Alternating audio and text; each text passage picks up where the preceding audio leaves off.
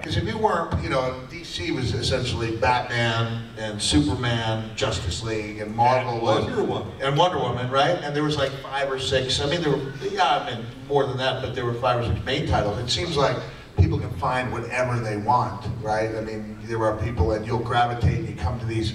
I'll come to these conventions, and there'll be people I've never heard of, or titles I've never heard of, with huge lines, you know. And so you don't have to appeal to everybody in order to get an audience, and I think that's nice. That works.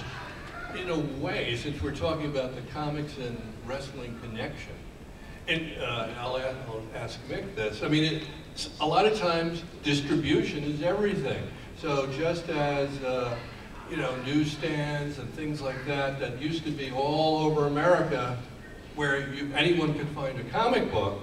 Things changed and comics moved into specialty shops, comic book stores. Comic book stores didn't exist, I think, when, you know, certainly when I was reading comics. But I think there's a similarity with wrestling in that old school wrestling was famous for a certain time. And then I think the similarity between comics and wrestling is the emergence of new media.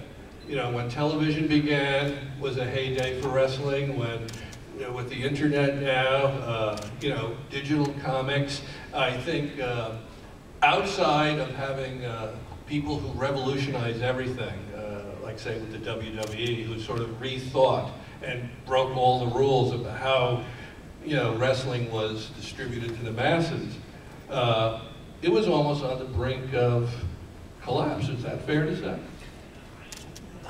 No, I don't think it was ever on the brink of collapse, but I think for all the knocks that Mr. McMahon gets, he was way ahead of the game as far as realizing that there had to be different outlets. And if they had just maintained that same structure, you know, weekly tapings where, you know, the bad guy beats up the local guy and then people pay to see the, you know, the main characters wrestle each other. They just stuck with that formula, which is a tried and true formula. I mean, we would have been trampled.